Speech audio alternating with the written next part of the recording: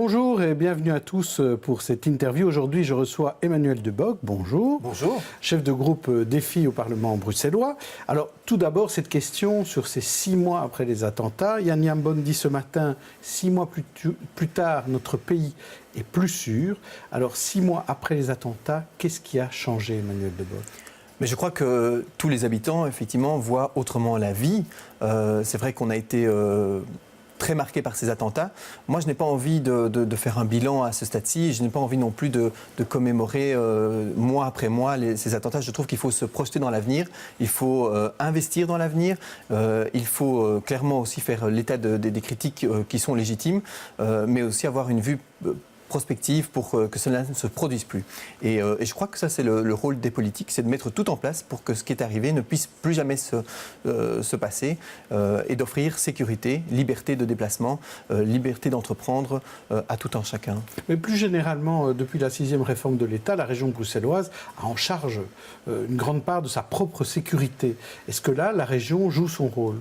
Mais c'est une des compétences que la région bruxelloise a héritées avec la 6e réforme de l'État. Et c'est vrai que le ministre-président, maintenant, est devenu ce grand coordonnateur des politiques aussi de sécurité et vient être un acteur plus important encore qu'il ne l'était auparavant, à côté des zones de police, à côté du ministère de l'Intérieur, à côté de tous ces acteurs qui luttent au quotidien pour une sécurité plus grande à Bruxelles. Donc oui, il y a des choses qui ont changé, mais c'est vrai que c'est un nouveau rôle et qu'il a fallu endosser malheureusement avec ces attentats. Mais je crois qu'effectivement, c'était l'occasion aussi de mettre en place des politiques beaucoup plus fortes, beaucoup plus précises et qui soient faites dans l'intérêt des Bruxellois, alors qu'auparavant, c'était le niveau fédéral qui prenait des mesures et on n'avait pas toujours l'impression que Bruxelles était entendue dans le concert des grandes villes et des dynamiques qui imposaient des moyens spécifiques. Vous savez, par exemple, les gares voient des centaines de milliers de personnes. Il y a 200 000 personnes qui passent par exemple par la gare de Bruxelles-Midi chaque jour. Eh bien, ce sont des dynamiques importantes et le fédéral ne prenait pas toujours en considération l'aspect sécurité autant que le fait aujourd'hui le gouvernement bruxellois. Alors à propos des gares, vous vous intéressez aux gares. Vous avez décidé de faire une étude sur les trains qui quittent Bruxelles et qui arrivent à Bruxelles. Et votre constat est assez alarmant en matière de trains et donc de mobilité. C'est les Flamands sont favorisés. Ils ont plus de trains pour aller vers Bruxelles, pour quitter Bruxelles. Et en plus, ces trains vont plus vite que les trains qui vont en Wallonie. Mais oui, ça c'est un des grands constats. J'étais assez triste de le constater parce que finalement on entendait toujours les discours lénifiants de la SNCB dire qu'ils mettaient autant d'argent en Flandre qu'en Wallonie et que les retards du RER étaient tout simplement dus à des considérations de kilomètres plus longs en Wallonie à placer et que ça prenait 20 ans de plus que de finaliser le réseau RER. Vous savez qu'aujourd'hui le réseau RER est quasi opérationnel en Flandre alors qu'il y a 20 ans de retard du côté wallon. Et j'ai voulu voir, ok, aujourd'hui, la réalité, un travailleur flamand, un travailleur wallon. J'ai comparé 16 villes, 8 flamandes, 8 francophones, les plus grandes villes en question. Et qu'est-ce que l'on voit ? On voit qu'il y a 2 fois plus de trains qui roulent en Flandre, que les trains vers la Flandre sont plus tôt et plus tard. Donc ils offrent une desserte beaucoup plus grande aux naveteurs flamands et que les Wallons finalement ne sont pas égaux par rapport aux Flamands, par rapport au fait d'arriver en ville, par rapport au fait de pouvoir retourner chez eux. Et donc il ne faut pas s'étonner après ça qu'ils prennent la voiture parce qu'ils n'ont pas une desserte équivalente. Alors la SNCB dit c'est une question de desserte, c'est une question d'offre et de demande. Il y a plus de demandes en Flandre, c'est pas faux. Mais c'est parce que surtout on a fait des investissements plus importants en Flandre qui aujourd'hui permettent d'avoir un réseau qui est très performant. Mais en même temps, l'égalité de traitement, c'est pas d'offrir 2 fois plus de trains, c'est d'offrir des capacités plus grandes. Donc l'égalité de traitement, c'est d'offrir 3 trains par heure, par exemple, et pas un train avec plus de wagons.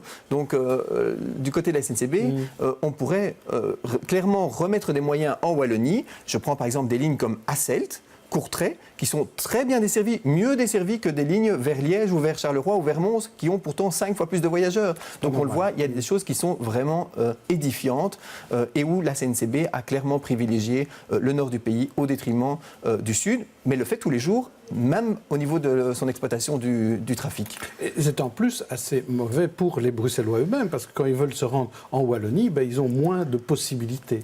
Et surtout la vitesse commerciale dont vous parliez. C'est le deuxième constat aussi, c'est qu'on voit vraiment que la stratégie de la SNCB, c'est évidemment de faire arriver les nafteurs le plus vite possible à Bruxelles. Mais par contre, et donc les premiers trains par exemple de Flandre et de Wallonie partent vers 4h du matin vers Bruxelles et arrivent entre 4 et 5. Mais par contre, les premiers Bruxellois qui voudraient travailler dans les zonings industriels ou qui voudraient peut-être travailler à Anvers, vous savez, il y a un ministre flamand qui a dit les travailleurs de Caterpillar peuvent venir travailler en Flandre.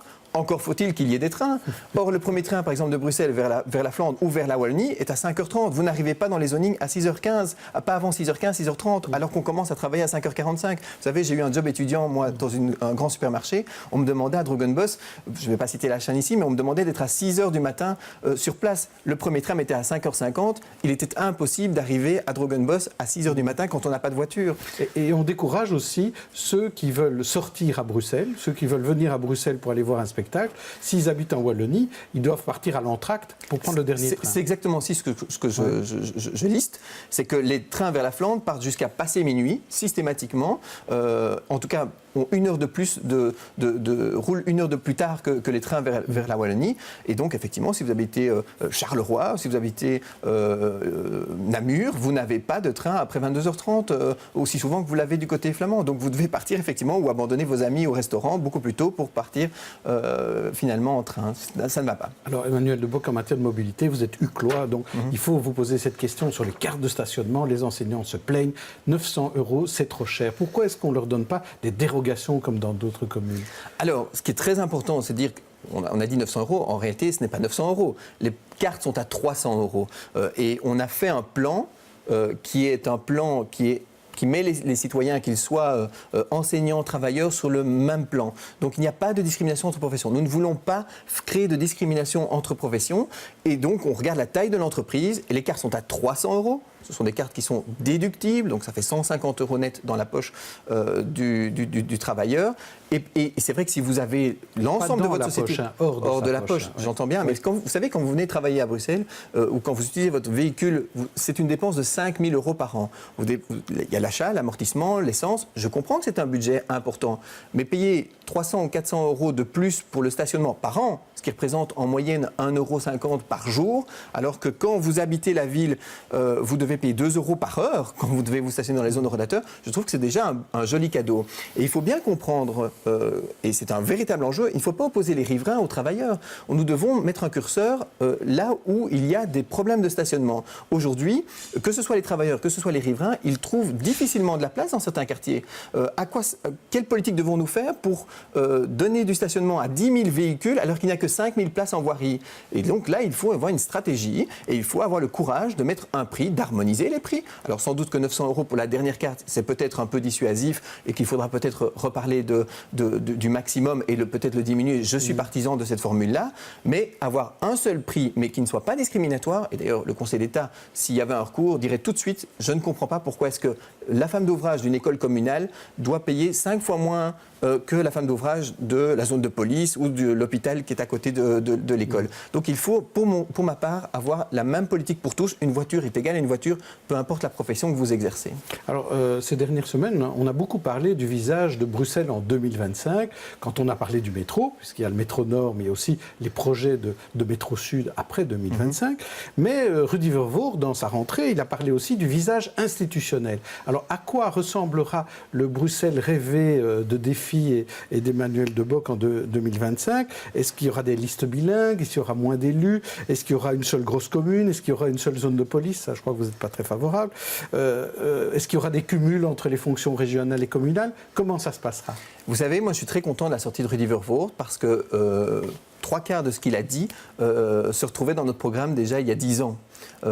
Et donc il les défie en fait, il ne s'en rend pas compte. Mais il s'inspire peut-être, ou c'est peut-être la plume de défi qui finalement finit par changer les avis des uns et des autres. Mais moi je suis très heureux de voir que finalement nous proposions de passer de 89 députés à 45, donc de diviser par deux.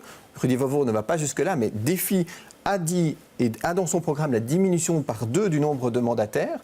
Ça, c'est une belle progression. C'est aussi une leçon de gouvernance, parce qu'on peut faire mieux mieux avec moins, et ça fait des impôts en moins, parce que ça représente une économie, par exemple, structurelle de 20 millions d'euros que l'on peut réaffecter dans des politiques. Vous savez, 5 ans, 20 millions, ça fait 100 millions, vous êtes sur plusieurs kilomètres de métro que vous réalisez.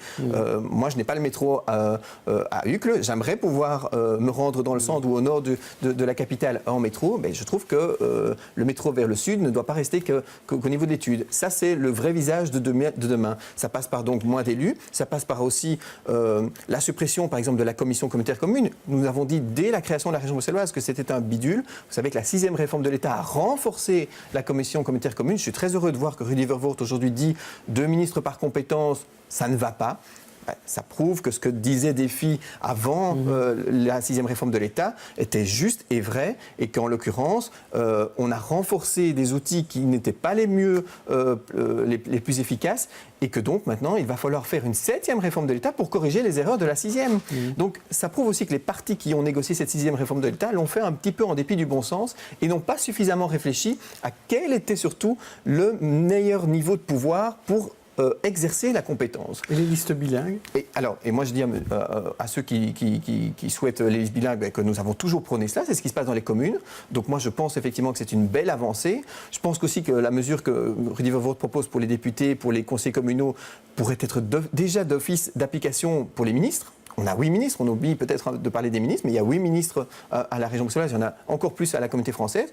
Aujourd'hui, à la Fédération Wallonie-Bruxelles, UP et CCDH sont en majorité. On a augmenté le nombre de ministres. Ça, il ne faut pas une réforme de l'État pour changer les choses. Et donc, je propose qu'on puisse d'ores et déjà diminuer par 2. Vous savez que Défi a dit pas de ministre à la Fédération Wallonie-Bruxelles. Ça peut être les ministres de la région wallonne et bruxelloise qui se retrouvent à la Fédération Wallonie-Bruxelles pour exercer des compétences à double casquette. Ça ferait autant de cabinets en moins, ça ferait autant de meilleure gouvernance en plus. Donc vous demandez à Rudy Demotte de suivre les conseils de Rudy Verwoerd. Voilà. Très bien, merci Emmanuel De Bock d'être venu nous parler aujourd'hui. Demain, Stéphanie Meyer recevra un autre invité, ce sera Pascal Smet. Bonne journée, bonne soirée.